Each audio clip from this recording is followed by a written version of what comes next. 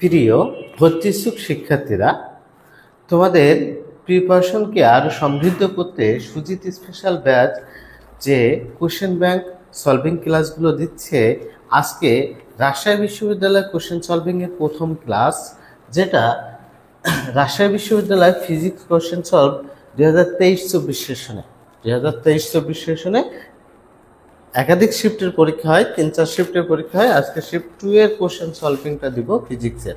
হ্যাঁ, তো আমাদের এই কোশ্চেন সলভিংয়ের মাধ্যমে বিগত কোশ্চেন অ্যানালাইসিস করে আমাদের রাজশাহী ইউনিভার্সিটির পড়াশোনাটা এগিয়ে নেওয়াই ভালো। তো তারই ধারাবাহিকতায় আমরা রাজশাহী বিশ্ববিদ্যালয়ের কোশ্চেন সলভিং ক্লাসটা আজকে শুরু করছি। আজকে থেকেই প্রথম ক্লাস শুরু করছি রাজশাহী ইউনিভার্সিটির জন্য। তো তোমরা আমার সাথে থেকো। রাজশাহী ইউনিভার্সিটির কোশ্চেন সলভিং এর উপর নিয়মিত ভিডিও আমি দিতে থাকবো। প্রথমটা বলছে ml-1 t-2 কোন রাশির মাত্রা সমীকরণ। হ্যাঁ, কোন রাশির মাত্রা সমীকরণ দেখি। বিকৃতি মানে একই জাতের দুটি রাশির অনুপাত, এ কারণে এর কোনো একক এবং মাত্রা নেই, এটা আগেই বাদ। বলের মাত্রা আমরা জানি কি ml-t-2, বলের মাত্রা আছে ml-t-2, কিন্তু এখানে বলছে ml-1 t-2। পীড়ন কাকে বলে বলো তো? পীড়ন হচ্ছে চাপ বাই একক ক্ষেত্রফলের উপর। হ্যাঁ, চাপ বাই ক্ষেত্রফল, একক ক্ষেত্রফলের উপর যে প্রকার ঊর্ধ্বমুখী বল, সেটাই হচ্ছে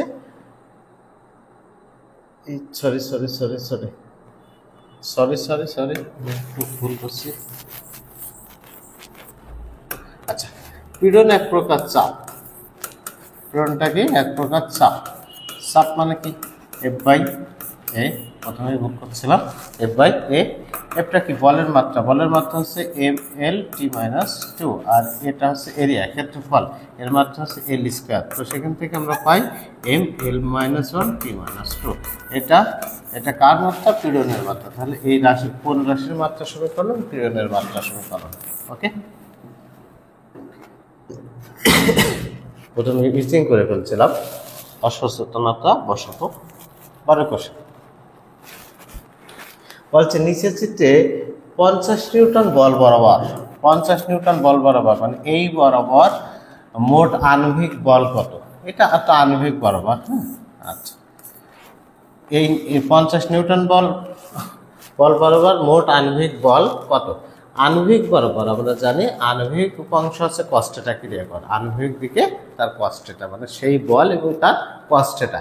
এই কোশ্চেনে বলছে 50 নিউটন বরাবর আণবিক উপাংশ। তার মানে এই বরাবর আণবিক উপাংশটা যদি দেখি, টোটাল আণবিক উপাংশ বল Fx = এই ক্ষেত্রে দেখো তো, এই ক্ষেত্রে হচ্ছে 50 নিউটন। যে কোনো উপাংশ মানে কি? সেই বল Fx = F cos θ। F যদি বল হয় তাহলে F cos θ। ওকে, তাহলে আণবিক বরাবর 50, বলের মান 50, অ্যাঙ্গেল কত? 0 ডিগ্রি অ্যাঙ্গেল। তাহলে 50 cos 0 প্লাস এই 40 নিউটনের জন্য 40 cos কত degree? 60 degree. 40 cos 60 degree plus 25-এর জন্য 25 cos 90 ডিগ্রি, আর 20 নিউটন হচ্ছে তার বিপরীত দিকে, তার মানে 20 cos 180 ডিগ্রি। এখন cos 0 মান কত? cos 0 মান 1, তাহলে 50, এটা হচ্ছে cos 60 ডিগ্রির মান হাফ, তাহলে 20, cos 90 ডিগ্রির মান 0, এটা 180 ডিগ্রির মান -1, তাহলে 20 কাটা হয়ে যায়, অ্যান্সার হবে 50 নিউটন। 50 নিউটন। আচ্ছা, তাহলে অ্যান্সার হবে কত নিউটন? 50 নিউটন।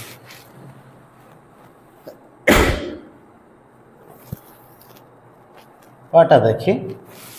বলছে 50 কেজি ভরের এক ব্যক্তি 10 কেজি ভরের একটি বোঝা নিয়ে 6 মিটার দীর্ঘ একটি সিঁড়ি বেয়ে উপরে উঠল। সিঁড়িটি আণবিকের সাথে 30 ডিগ্রি কোণে করে থাকলে ওই ব্যক্তি কত পরিমাণ কাজ করবে?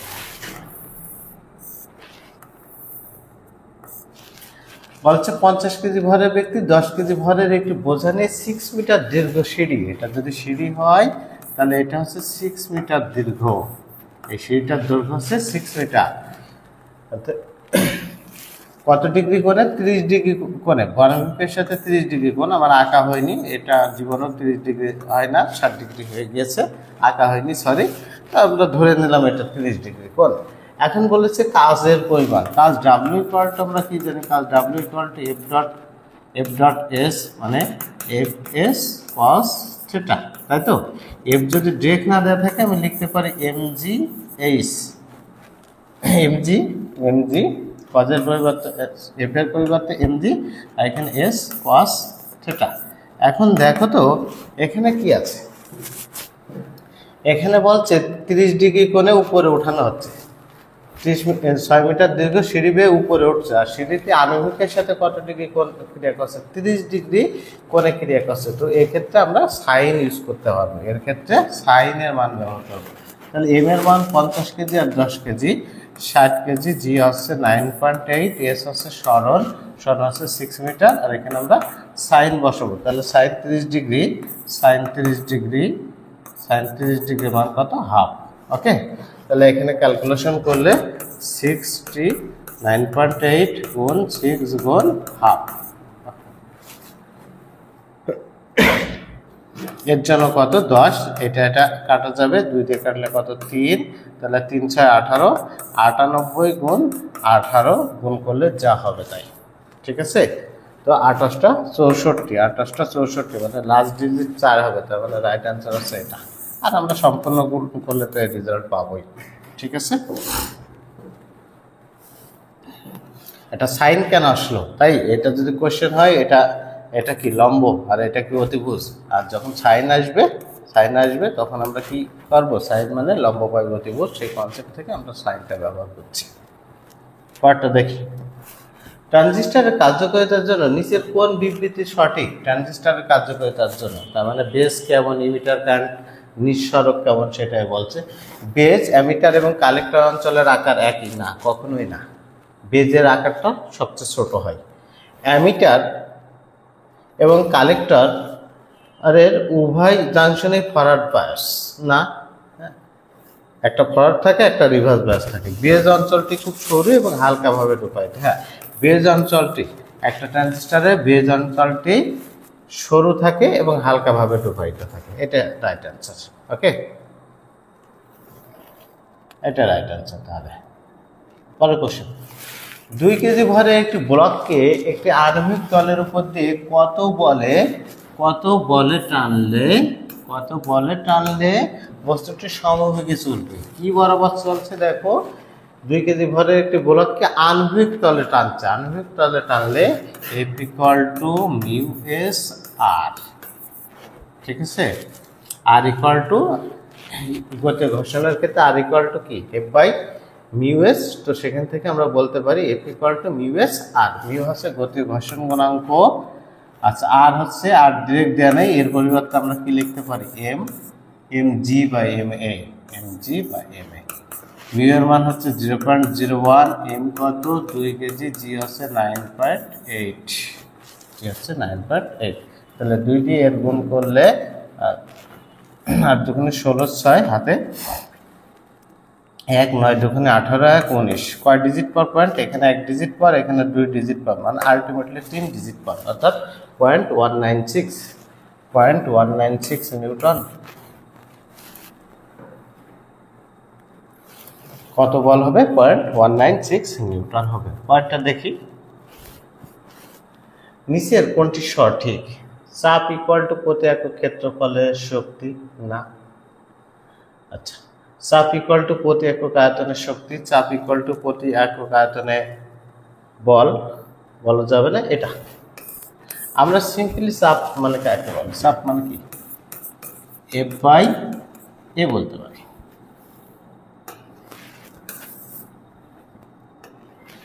চাপ মানে হচ্ছে এফ বাই এ, তার মানে একক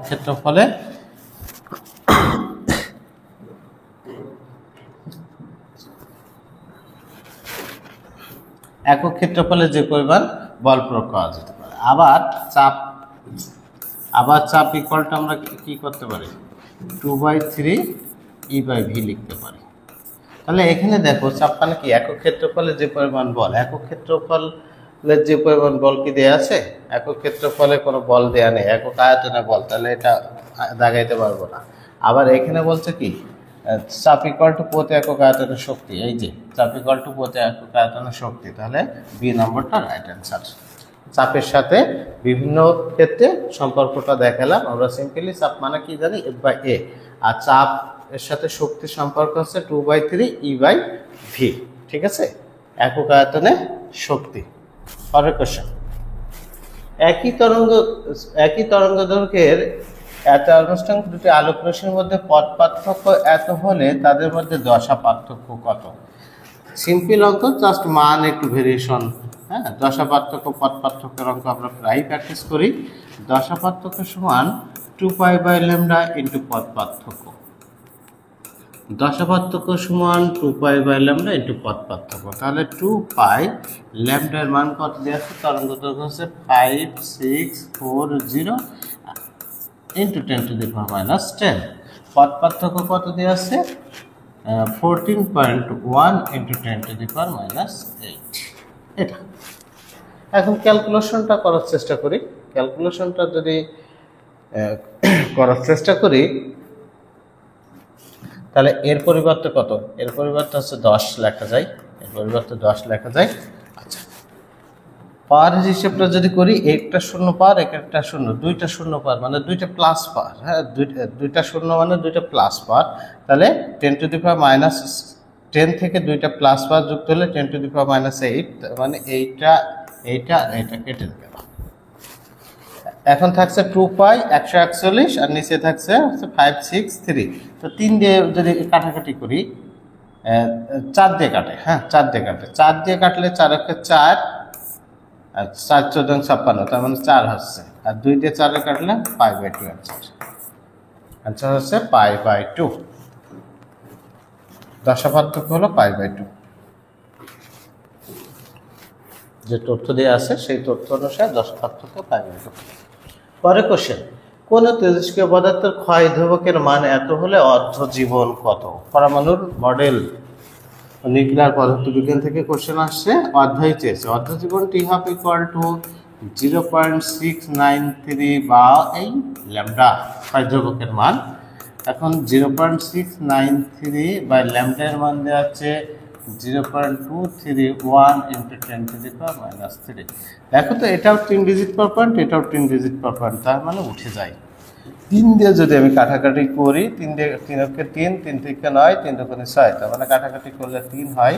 তাহলে 3 ইন্টু 10⁻⁻3 উপরে গেলে 10⁻3, 3 ইন্টু 10⁻3 বছর, 3 ইন্টু 10⁻3 বছর। ক্ষয় ধ্রুবকের মান এত পার ইয়ার হলে অর্ধ জীবন আছে 3 ইন্টু 10⁻3 ইয়ার। পরের কোশ্চেনটা, ইউইং এর গুণাঙ্ক কোনটির উপর নির্ভরশীল? আচ্ছা, ইউইং এর গুণাঙ্কটা ইকুয়েশনটা দেখি। ইউইং এর গুণাঙ্ক y সমান যে কোনো গুণাঙ্ক মানে পীড়ন বাই বিকৃতির অনুপাত, পীড়ন বাই বিকৃতির অনুপাত। পীড়ন মানে কি F/A, আর দৈর্ঘ্য বিকৃতি। ইউইং এর গুণাঙ্কটা হচ্ছে দৈর্ঘ্য বরাবর, তাহলে ছোট হাতের L বাই বড় হাতের L। এখান থেকে লিখতে পারি FL/A ছোট হাতের L। আবার লিখতে পারি M যদি ডিরেক্ট না দেওয়া থাকে তাহলে mgl, আর এর পরিবর্তে πr²L, এগুলো লিখতে পারি। এখন দেখো ইয়ং এর গুণাঙ্ক কোনটির উপর নির্ভরশীল সেটা বলছে। দৈর্ঘ্য হ্রাস বা বৃদ্ধি, হ্যাঁ দৈর্ঘ্য হ্রাস বা বৃদ্ধির উপরেও নির্ভরশীল হতে পারে, আদি দৈর্ঘ্যের উপরেও একটু হতে পারে, প্রস্থচ্ছেদের ক্ষেত্রফল উপরেও নির্ভরশীল, কিন্তু বস্তুর উপাদানের উপর সবচেয়ে বেশি নির্ভরশীল। ইয়ং এর গুণাঙ্ক মেইনলি নির্ভর করে বস্তুর উপাদানের উপর, কারণ যদি এক বস্তুর উপাদান সেম থাকে তো তখন ইয়ং এর গুণাঙ্ক কিন্তু আর চেঞ্জ হয় না। দৈর্ঘ্য, প্রস্থচ্ছেদের ক্ষেত্রফল বলো আর যাই বলো না কেন, তখন তো ইয়ং এর গুণাঙ্ক চেঞ্জ হবে না। তো বস্তুর উপাদানের উপর ইয়ং এর গুণাঙ্ক সবচেয়ে বেশি নির্ভরশীল, তাহলে রাইট অ্যান্সারটা হবে ডি। এগুলোর উপরেও নির্ভরশীল, কিন্তু মেইনলি আগে বস্তুর উপাদান যদি একই থাকে তাহলে এগুলো চেঞ্জ করলেও কোনো অসুবিধা নাই। সেক্ষেত্রে আমরা অ্যান্সারটা ডি অপশনকে রাইট অ্যান্সার করবো। পার্টটা 10 নম্বর, এম ভরের একটি হালকা বস্তুর গতিশক্তি অপর একটি এম ভরের ভারী বস্তুর গতিশক্তির দ্বিগুণ। মানে ছোট হাতের এম ভরের বস্তুর গতিশক্তি আর বড় হাতের এম ভরের ভারী বস্তুর গতিশক্তির দ্বিগুণ, কিন্তু বেগের কোনো পরিবর্তন না করে বস্তুদ্বয়ের ভরবেগ সমান হওয়া সত্ত্বেও বেগের কোনো পরিবর্তন করছে না। আচ্ছা, আমরা সিম্পলি গতিশক্তি সমান কি জানি? গতিশক্তি ইকে ইকুয়াল টু কি হাফ এম ভি স্কোয়ার সমান পি স্কোয়ার ভাগ 2m। এখন এখানে বেগের কোনো পরিবর্তন করিনি, তাই তো? বেগের কোনো পরিবর্তন যখন না করবে তো তখন আমরা পি স্কোয়ার ভাগ 2m থেকে এই রিলেশন থেকে অঙ্কটা করবো। যেহেতু বেগের পরিবর্তন নেই তাহলে হাফ এম ভি স্কোয়ার দিয়ে আমরা করতে পারছি না, ভর বেগ বাই 2m, পি স্কোয়ার ভাগ 2m। এখান থেকে দেখছি গতিশক্তির সাথে ভরের সম্পর্ক হচ্ছে ব্যস্তানুপাতিক। গতিশক্তির সাথে ভরের সম্পর্ক ব্যস্তানুপাতিক। তাহলে প্রথম ক্ষেত্রে ই কে ওয়ান বা E one by E two equal to আমি লিখতে পারি কি বড় হাতের এম বাই ছোট হাতের এম। কি কারণে? আচ্ছা, প্রথমটার ক্ষেত্রে লিখবো কি পি স্কোয়ার ভাগ 2m, পি স্কোয়ার ভাগ 2m। আর দ্বিতীয়টার ক্ষেত্রে লিখবো কি পি স্কোয়ার ভাগ বড় হাতের এম। ওকে, তাহলে এখানে ভরবেগ নিয়ে তো কোনো সমস্যা নেই, শুধুমাত্র ভরের ভিতর সম্পর্ক দেখবো ব্যস্তানুপাতিক। তাহলে E1 বাই E2 লিখলে এখানে আমার আলটিমেটলি যেহেতু ব্যস্তানুপাতিক সম্পর্ক বড় হাতের এম বাই ছোট হাতের এম। এখন বলছে এম ভরের একটি হালকা বস্তুর গতিশক্তি অপর একটি বড় হাতের এম ভরের ভারী বস্তুর গতিশক্তির দ্বিগুণ। মানে এর গতিশক্তি হচ্ছে এর গতিশক্তির দ্বিগুণ। তাহলে 2 ইকুয়াল টু বড় হাতের এম বাই ছোট হাতের এম, আর বড় হাতের এম ইকুয়াল টু 2m, বড় হাতের এম ইকুয়াল টু কত 2m। এই শর্তে এটা হবে। ঠিক আছে, তাহলে রাইট অ্যান্সার কোনটা? রাইট অ্যান্সার হচ্ছে ডি অপশন।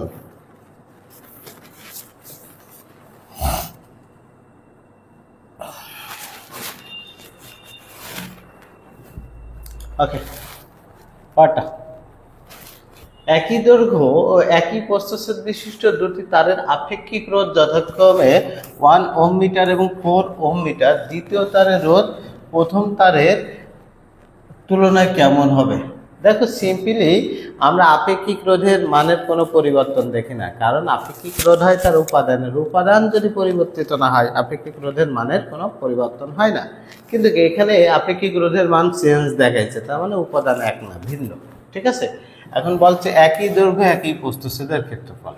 রোধ আর ইকুয়াল টু সিম্পলি আমরা জানি রো এল বাই এ। রোধ R equal to rho L by A. একই দৈর্ঘ্য এবং একই প্রস্থচ্ছেদের ক্ষেত্রফল, তার মানে এল এবং এ কনস্ট্যান্ট, এটা নিয়ে আর কোনো কাজ নাই। এখন দেখতে হবে রোধের সাথে ঘনত্ব। রোধের সাথে ঘনত্ব সম্পর্ক কেমন? সমানুপাতিক সম্পর্ক। রোধের সাথে ঘনত্ব যদি সমানুপাতিক সম্পর্ক হয় তাহলে দ্বিতীয় তারের রোধ প্রথম তারের রোধের তুলনায়, তাহলে আমরা মুখে মুখেও বলতে পারি। আর যদি একটু সাইজ করে লিখে R2 by R1 equal to কি লিখবো? Rho 2 by rho 1। রো 2 মানে কত? 4 বাই 1। তাহলে R2 ইকুয়াল টু 4 R1। দ্বিতীয় তারের রোধ প্রথম তারের তুলনায় কেমন হবে? 4 গুণ হবে। দ্বিতীয় তারের রোধ প্রথম তারের তুলনায় রোধ কত গুণ হবে? 4 গুণ। নিচেই চলে গিয়েছে। হ্যাঁ, অপশনটা যে কোনো কারণে কাট হয়ে গিয়েছে, দেখা যাচ্ছে না। তাহলে 4 গুণ হবে। আবার এখান থেকে দেখেই বলে দিতে পারতাম এটা সমানুপাতিক সম্পর্ক। তাহলে এটা যেহেতু 4 গুণ হয়েছে, আপেক্ষিক রোধের মান 4 গুণ হয়েছে, তাহলে রোধের মানও 4 গুণ হবে। ঠিক আছে, পরের কোশ্চেন বলছে একটি গোলাকার পরিবাহীর ব্যাস এত হলে ধারকত্ব কত? একটা গোলাকার পরিবাহীর ব্যাস দেওয়া আছে, সেখানে ধারকত্বটা জিজ্ঞাসা করছি। তাহলে আমরা গোলাকার পরিবাহীর ধারকত্ব সূত্রটা ব্যবহার করতে পারি। গোলাকার পরিবাহীর ধারকত্ব C equal to 4 pi epsilon naught K. আর কে আছে ডাইইলেকট্রিক কনস্ট্যান্ট, যদি দেওয়া থাকে লিখবো, না থাকলে না। তো ডাইইলেকট্রিক কনস্ট্যান্টের কোনো কথাবার্তা নাই। 4 পাই ইপসাইলন নটের মান কত? আমরা জানি 1 বাই 4 পাই ইপসাইলন নটের মান আছে 9 × 10⁹। তাহলে শুধু 4 পাই ইপসাইলন নটের মান কত? 1 বাই 9 × 9 লিখতে পারি, ইন্টু আর। আর কত? আর আছে ব্যাসার্ধ, কিন্তু ব্যাস দেওয়া আছে, তাহলে ব্যাসার্ধ করতে হলে 2 দ্বারা ভাগ করব। আলটিমেটলি 0.18, হ্যাঁ এটা হবে। এখন আমি যদি কাটাকাটি করি 9 দিয়ে এর কাটাই, 9 দিয়ে এর কাটলে কত হয় 0.02, তাই তো 0.02। তাহলে 0.02 into 10 to the power plus আছে, উপরে গেলে মাইনাস হয়ে যাবে, মাইনাস ফ্যারাড। কিন্তু এখানে অপশনে দেখো ন্যানো ফ্যারাডে দেওয়া আছে, ন্যানো ফ্যারাডে দেওয়া আছে। তাহলে 1 ফ্যারাড সমান আবার 10 to the power 9 nano farad. তো সেক্ষেত্রে আমরা লিখতে পারি 0.02 ন্যানো ফ্যারাড। ঠিক আছে, এটা সমান এটা লিখতে পারি। পরের কোশ্চেন, স্থির অবস্থায় একটি কণার ভর m0, মানে স্থির অবস্থায় একটা কণার ভর বলে দিচ্ছে m0। তারপর বলছে c/√2 বেগে, c/√2 বেগে চলমান অবস্থায় কণাটির গতিশক্তি কত? c/√2 বেগে চলমান অবস্থায় কণাটির গতিশক্তি কত? আচ্ছা, তাহলে c/√2 বেগে কণাটির ভর আগে বের করে ফেলতে হবে। ভর বের করতে পারলে, এটা তো স্থির অবস্থার ভর, আর গতিশীল অবস্থার ভর বের করতে পারলেই আমরা গতিশক্তি বলতে পারবো। কারণ গতিশক্তি equal to mc² minus m0 c², mc² minus m0 c² বা m মাইনাস m0 c² বলতে পারি, এটাই তো কথা। তাহলে এখানে m0 এর মান আমরা জানি, m এর মান যদি বের করতে পারি তাহলে গতিশক্তি বের করতে পারবো। তাহলে আমরা বের করি m equal to m0/√1 minus v/c তার হোল স্কয়ার, और m0/√1 মাইনাস v এর মান কত, c/√2 বলেছে বাই c তার হোল স্কয়ার, और m0 equal to √1 minus cc কাটা যাবে, এই রুট স্কয়ারে কাটা যে হাফ হবে। তো এখান থেকে আমরা লিখতে পারি √2 m0, m এর মান হচ্ছে √2 m0। তাহলে এখানে আমি লিখি যদি √2 m0, √2 মানে কত 1.41, হ্যাঁ, m0 minus m0 into c² ultimately 0.41 m0 c², right answer 0.41 m0 c²।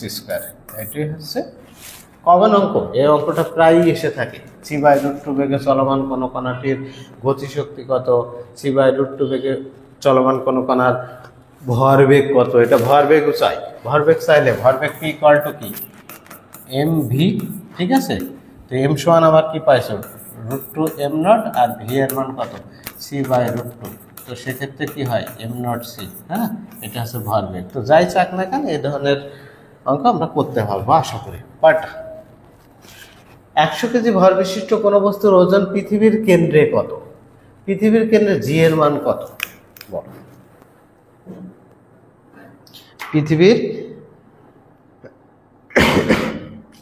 পৃথিবীর কেন্দ্রে জি এর মান 0, এ কারণে ওজনটা হবে কত 0। পৃথিবীর কেন্দ্রে ওজনের মান হচ্ছে 0, ঠিক আছে। আচ্ছা, অনেক গরম লাগছে এখানে, এসি লাগাইতে হবে। তোমরা দোয়া করো যাতে আমি এসি লাগাইতে পারি কিছুদিনের ভিতরে, এই আর কি।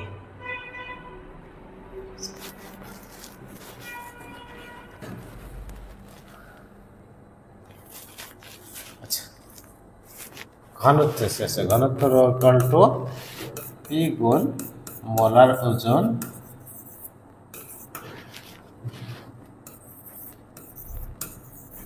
বাই 8। ঘনত্ব, আচ্ছা আমার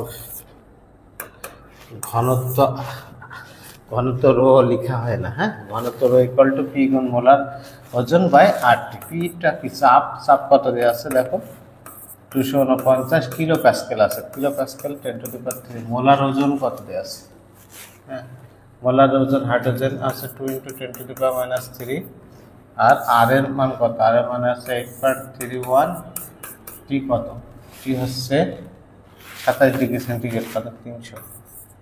এটা ক্যালকুলেশন করে নিও, এটা একটু ক্যালকুলেশন করে নিও, ঠিক আছে। কটা বলছে সলসন্ধিত স্পন্দিত কণার বিস্তার দেওয়া আছে 0.05 মিটার এবং পর্যায়কাল 12 সেকেন্ড হলে সর্বোচ্চ দ্রুতি কত? সর্বোচ্চ দ্রুতি Vmax equal to omega A. Omega যদি ডিরেক্ট না দেওয়া থাকে কৌণিক বেগ ওমেগা সমান আমরা লিখতে পারি 2π n/t, 2π/t লিখতে পারি 2πt ইন্টু a। তাহলে 2π টা কি পর্যায়কাল দেওয়া আছে 12 সেকেন্ড আর এটার বিস্তার দেওয়া আছে 0.05। এখন এখানে আমি যদি মান বসাই, আচ্ছা পায়ের মান যদি একবার গুণ করতাম, এখানে পায়ের মান হচ্ছে 3.1416। আচ্ছা এটা কাটলে কত? 6। এটা 3.14 না ধরে আমি 3ই যদি ধরি তাহলে এটা কাটলে কত হয়? 2 হয়। তাহলে 2 দিয়ে এটার কাটলে কত হবে? 2 দিয়ে এটার কাটলে নিশ্চয় 0.025 হবে, তাই তো? 05 রে এটা 0.25। এখন অপশনের দিকে খেয়াল করে, অপশনের দিকে খেয়াল করলে 0.26 হতে পারবে না, এটা হতে পারবে। কারণ আমি এখানে কি করছি, 3.14 আমি 3 ধরেছি, তার মানে অ্যান্সারে তো একটু ভেরিয়েশন থাকবে। রাইট অ্যান্সার হচ্ছে এটা। ঠিক আছে, রাইট অ্যান্সার হলো এটা। ক্যালকুলেশন সুবিধার্থে আমরা অ্যাপ্রক্সিমেটলি মানটা ধরে ক্যালকুলেশন করব। পরের কোশ্চেন, অবস্থান ভেক্টর এত হলে ডেল্টা ডট আর কত? মানে ডাইভারজেন্স জিজ্ঞাসা করছি। ডেল্টা ডট আর মানে ডাইভারজেন্স। তো ডেল্টার মান কত? আমরা জানি delta by delta X I plus delta by delta Y J plus delta by delta Z K, সবগুলো ভেক্টর আকারে আছে। আই জে কে ভেক্টর আকারে আছে। ভেক্টর রাশি মানে অলওয়েজ ভেক্টর রাশি, আমি দিইনি। আর এর মান আমরা কি পাইলাম? আর এর মান হচ্ছে X I plus Y J plus Z K. আচ্ছা, ডাইভারজেন্স মানে কি? ডাইভারজেন্স মানে কি মনে আছে? এমনি ডট গুণন মানে কি? সমগত শ্রেণীর গুণন, মানে আই এর সাথে আই, জে এর সাথে জে, কে এর সাথে কে গুণ করি। ডাইভারজেন্স মানে আই শককে এক্স এর সাপেক্ষে অন্তরীকরণ, আই শককে এক্স এর সাপেক্ষে অন্তরীকরণ। তাহলে এই যে delta by delta X, I শক কি আছে? এক্স প্লাস ওয়াই এর শককে ওয়াই সাপেক্ষে মানে ডেল্টা বাই ডেল্টা ওয়াই, এখানে আছে Y plus delta by delta Z, এখানে আছে জেড। ঠিক আছে, আই শককে এক্স এর সাপেক্ষে, ওয়াই শককে জে শককে ওয়াই এর সাপেক্ষে আর কে শককে জেড এর সাপেক্ষে অন্তরীকরণ করবো। তার মানে ইকুয়েশনটা এমন আসে। তাহলে 1, এটা অন্তরীকরণ করলে 1 1 এবং 1। রাইট অ্যান্সার হচ্ছে 3। রাইট অ্যান্সার হলো 3। ঠিক আছে, রাইট অ্যান্সার 3। পরের কোশ্চেন আসি। পরের কোশ্চেন, 8 কেজি ভরের একটি চাকার চক্রগতি ব্যাসার্ধ 20 সেন্টিমিটার, চাকাটিকে এত নিউটন মিটার টর্ক প্রয়োগ করলে কৌণিক ত্বরণ কত? হ্যাঁ, কৌণিক ত্বরণ কত? আমরা জানি torque tau equal to I alpha. Torque tau equal to কে? আই আলফা, মানে জড়তার ভ্রামক এবং কৌণিক ত্বরণের গুণফলে আছে টর্ক। এখান থেকে চেয়েছে কৌণিক ত্বরণ আর আলফা ইকুয়াল টু কি? টাউ বাই আই, জড়তার ভ্রামক। টাউ কত দেওয়া আছে দেখো, টাউ দেওয়া আছে 6.4।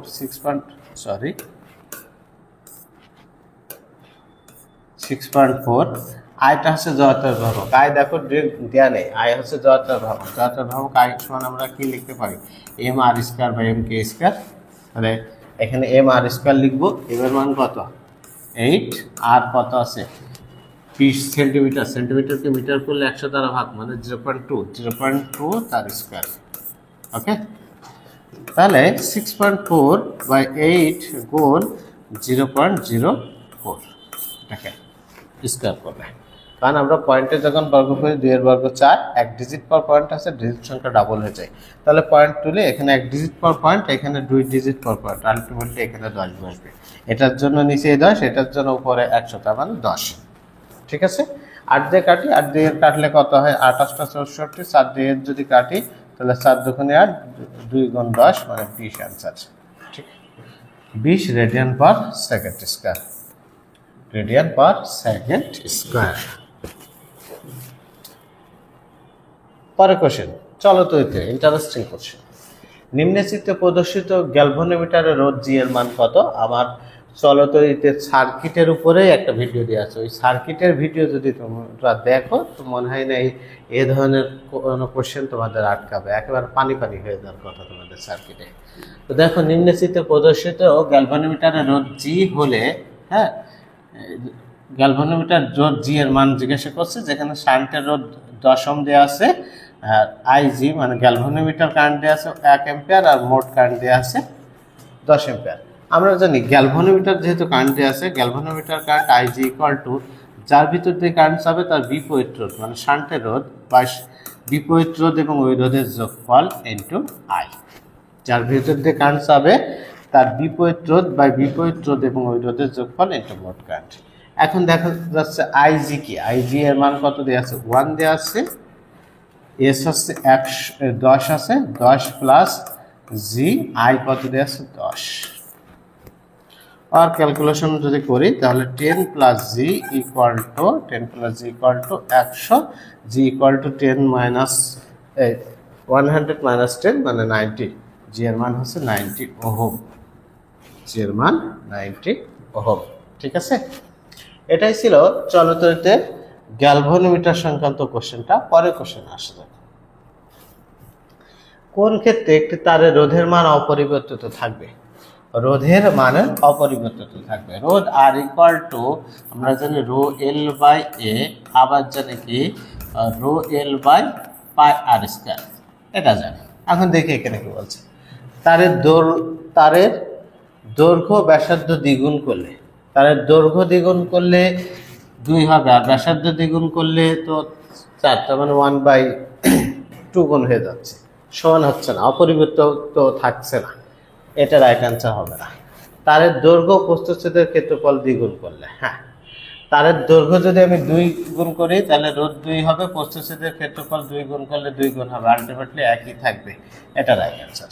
তারের দৈর্ঘ্য এবং প্রস্থচ্ছেদের ক্ষেত্রফল দ্বিগুণ করলে রোধের কোনো পরিবর্তন হবে না। আর যদি বলা সি অপশন পড়ি, তারের শুধু দৈর্ঘ্য দ্বিগুণ করলে রোধ দ্বিগুণ হবে। বলছে তারের শুধু ব্যাসার্ধ দ্বিগুণ করলে, ব্যাসার্ধের সাথে বর্গের ব্যস্তানুপাতিক, তাহলে 2 এর স্কয়ার করলে 4, তাহলে আলটিমেটলি 1/4 গুণ হবে। এগুলো কোনোটাই অ্যান্সার হতে পারবে না, বি অপশন রাইট অ্যান্সার। আমরা আগে ইকুয়েশনটা চিন্তা করবো, ইকুয়েশনটা যদি আমরা বুঝি তাহলে যে কোনো অপশন থাকুক না কেন আমরা অ্যান্সার করতে পারবো। পরের কোশ্চেন, সমকোণে ক্রিয়াশীল দুইটি ভেক্টরের লব্ধির মান রাশিদ্বয়ের কি, সেটা জিজ্ঞাসা করছে। সমকোণে ক্রিয়াশীল মানে দুইটি ভেক্টর, এটা যদি পি ভেক্টর হয়, এটা যদি কিউ ভেক্টর হয়, তাহলে লব্ধির মান জিজ্ঞাসা করছে 90 ডিগ্রি অ্যাঙ্গেল। আবার যদি আঁকা নাও হয়, এটা 90 ডিগ্রি অ্যাঙ্গেল। তাহলে আমরা সিম্পলি লব্ধি আর ইকুয়াল টু কি জানি, √1 p square plus q square plus 2p q cos alpha. Alpha হচ্ছে দুইটা ভেক্টরের মধ্যবর্তী কোণ।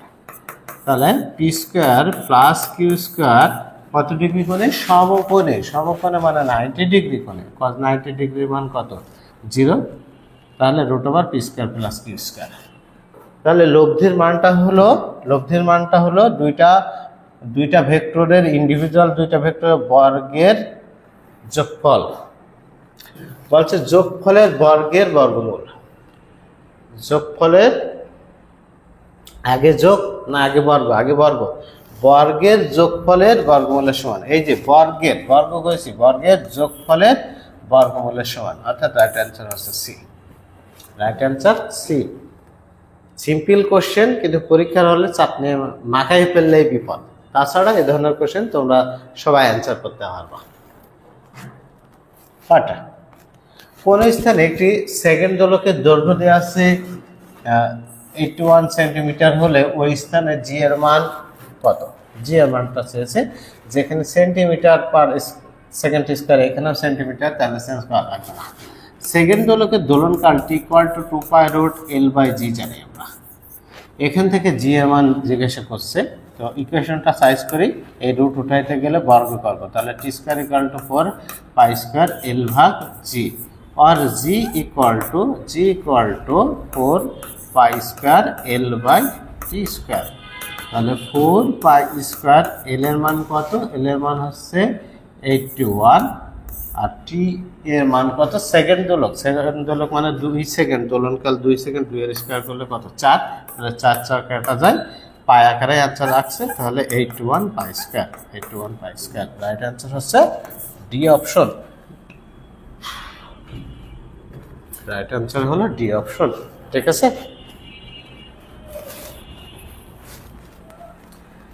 পরের কোশ্চেন 23, কাদামাটির দুইটি গোলককে একে অপরের দিকে ছুড়ে দেওয়া হলে পরস্পরের সাথে আটকে যায়, এটি কিসের উদাহরণ? দুইটা গোলক, যেটা হচ্ছে কাদামাটির গোলক, কাদামাটির দুইটা গোলক একে অপরের দিকে ছুড়ে দেওয়া হলে পরস্পরের সাথে আটকে যায়, মানে সংঘর্ষের পরে, সংঘর্ষের পূর্বে এবং পরে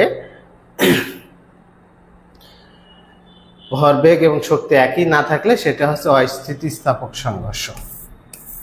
তাহলে কাদামাটির দুইটি গোলককে একে অপরের দিকে ছুড়ে দেওয়া হলে পরস্পরের সাথে আটকে যায়, এটা হচ্ছে অস্থিতিস্থাপক সংঘর্ষের উদাহরণ। বইয়ে, ইন্টারমিডিয়েট বইয়ের কোশ্চেন এটা। তারপর বলছে 6 ওহম রোধের একটি তারকে টেনে 3 গুণ করলে রোধ বৃদ্ধি কত গুণ হবে? দেখো, চলতৈর থেকে 3টা কোশ্চেন আসছে। এইটা আসছে গ্যালভানোমিটারের কারেন্ট নির্ণয় সংক্রান্ত একটা কোশ্চেন আসছে, রোধ সংক্রান্ত আরো একটা কোশ্চেন আসছে, 3টা কোশ্চেন আসছে একই সেশনে। বুঝতে পারছো?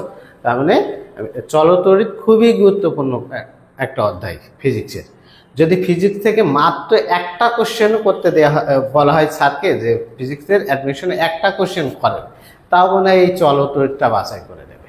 তাহলে চলতরিৎ এত গুরুত্বপূর্ণ একটা অধ্যায়, তোমরা এই চলতরিৎের অধ্যায়টা খুব ভালোভাবে পড়বা, এবং এটা কোনো হিজিবিজি অধ্যায় না। নিউটনের বলবিদ্যার মতো এই সূত্র এর সাথে কখন কোন সূত্র বসবে সেটা বুঝতে অনেক সময় সমস্যা হয়, কিন্তু চলতরিৎ অধ্যায়টা যদি ক্লিয়ার কনসেপ্ট করে পড়তে পারো, সব কোশ্চেনের অ্যান্সার দিতে পারবা। এবং আমার বেশ কিছু ভিডিও আছে চলতরিতের উপর, যদি প্রয়োজন মনে করো দেখে নিতে পারো। বিশেষ করে সার্কিটের জন্য, টোটাল সার্কিটের জন্য একটা ভিডিও দেওয়া আছে। ঠিক আছে, তো দেখো 6 ওহম রোধের একটি তারকে টেনে 3 গুণ করা হলো।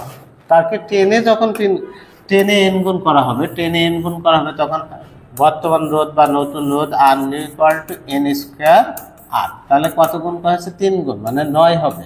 আর এর মান কত? 6, আলটিমেটলি 54 ওহম হবে। কিন্তু কোশ্চেন ভালো করে পড়তে হবে। রোধ বৃদ্ধি, বৃদ্ধি কত? বৃদ্ধি বলেছে, ঠিক আছে, বৃদ্ধিটা জিজ্ঞাসা করছে। তাহলে হয়েছে কত? 54, আর ছিল কত? 6 ওহম। তাহলে এখান থেকে 6 ওহম বাদ দাও ভাই, বাদ তো দিবা, তাহলে 48 ওহম।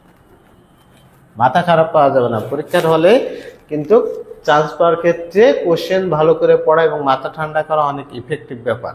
তোমার জানা কোশ্চেন 3টা 4টা ভুল করে আসবা, তোমার চান্স পাওয়া ওই জায়গায় শেষ হয়ে যাবে, এই আর কি। পরের কোশ্চেন, একটি রেফ্রিজারেটর কর্মসম্পাদনাশক 2 এটি শীতল তাপ আধার হতে প্রতি চক্রে 300 জুল তাপ গ্রহণ করলে সম্পাদিত কাজের পরিমাণ কত? রেফ্রিজারেটর কার্য সম্পাদন শক equal to Q2 by W, Q2 by W, যেখানে Q হচ্ছে শীতল তাপ আধারের তাপ, তাহলে আর ডাব্লু হচ্ছে কাজ, এখানে কাজ চেয়েছে, কাজ W equal to Q2 by k. Q2 কত? Q2 এর মান 300 জুল, কে এর মান কত? 2, মানে 150 joule. Right answer, right answer হচ্ছে 150 জুল।